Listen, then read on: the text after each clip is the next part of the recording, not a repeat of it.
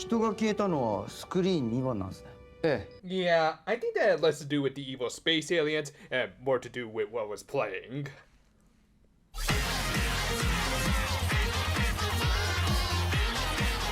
We return to this series with the characters still celebrating New Year's, and yes, I know in Japan they celebrate the holiday for like a whole week, but the calories from the mochi will start to add up, just saying. Anyway, through some Karen talk, Shoma learned about the victim of the week. 御手洗さんちのたけし君まだ帰ってこないの？バイトに行ったきり。 Yeah, he probably just became some cyborg insect man, which is so passe these days. Nah, of course, he had been taken by Big Bird's attic cousin, or maybe it is BB himself after he lost his job. Either way, he was your typical monster of the week, who Naivo considered for his little experiment, but of course, he would end up going with the much more powerful part-timer in Lage, who walked in on a safety seminar. 申し訳ありません。こちらご高齢の方対象の講義でして。Oh, don't worry, he just wants to help out with this little seminar.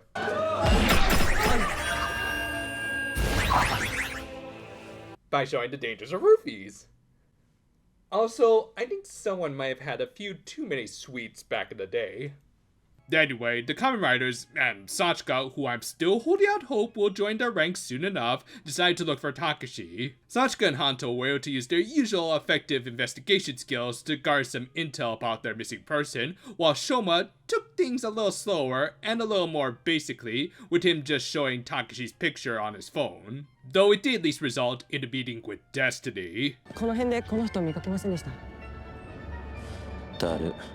He's just salty that he got such a minor role in Tenko Kaiser. But yeah, interestingly, this would pretty much be Lage's characterization for the series. A dude who seemed to be incredibly lazy, and yet, as we'd see, he could be engaged at the literal drop of a hat, probably because he was in almost constant low energy mode. Anyway, Shoma did manage to get some unexpectedly useful intel for later. At the same time, Lage was secretly hired by Naivo to take part in his off-the-grid experiment. 君にはね、そのハンターを倒すハンターになってほしいんだ。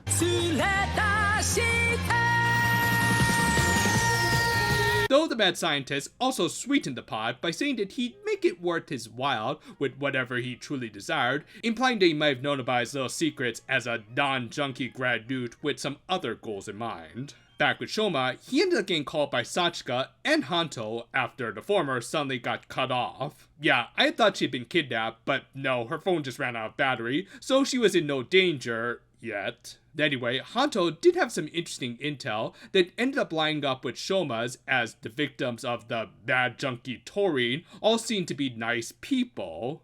A subtle, yet effective little bit of mystery solving by connecting it all together, and it does make sense that the Grand Newt would target people who are kind to others, as they would generally be happy, at least after fulfilling a certain test he'd give them. Lady, unless you're doing a Ruby cosplay, you're better off losing that thing. And yeah, after that little boy Grand Newt, it wasn't at all surprising that our monster of the week would turn out to be this lady doing some gender bending. Didn't think I'd see it twice in 1 week.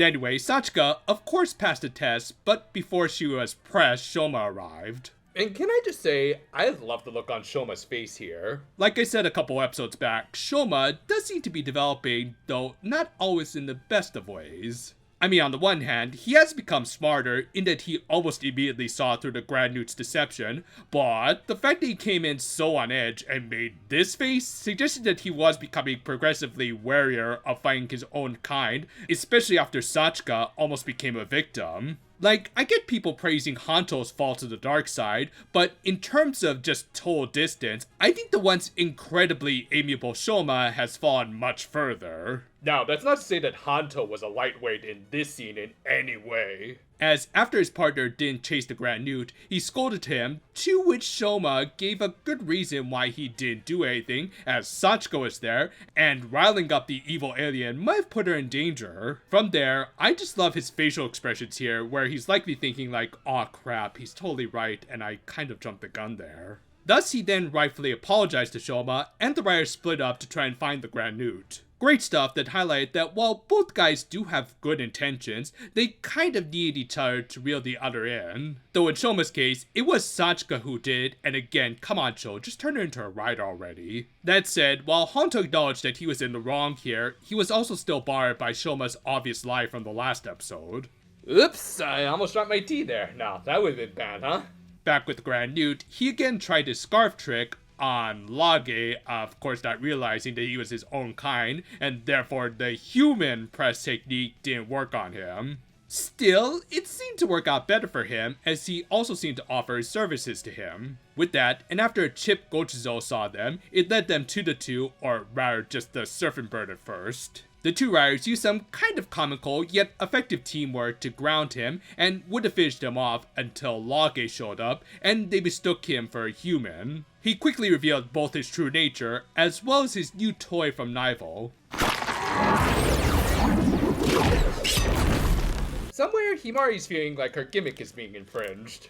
Now, I will admit, I wasn't initially sold on Vlam's design, what with his big pudding floaties on his arms. But seeing the suit in action did kind of win me over. Well, then the fact that his earphone antenna are actually spoons stuck in some pudding, that's just freaking clever as all hell, and I love it. Helps that he also kind of reminds me of Zabi from Kabuto, an awesome suit design, wasted by the fact that it was sidelined for a good chunk of the show after it went through like 3 different users. And yeah, have to kind of use this Akiba Ranger clip every time.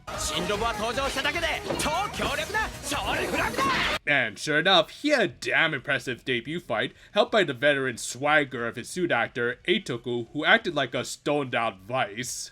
Chill as all hell, but still fighting like a total psychopath. It made for an awesome way to end the episode on quite the nice little cliffhanger. Obviously, the biggest takeaway this week was rightfully the debut of Vlam. I mean, sure, it only came in like the last few minutes of the episode, but man, did they make that time count. That said, the ongoing storyline about the relationship between Shoma and Honto continues to be incredibly engaging. Between my new shirt and this episode, it really does feel like this new year is off to a really strong start.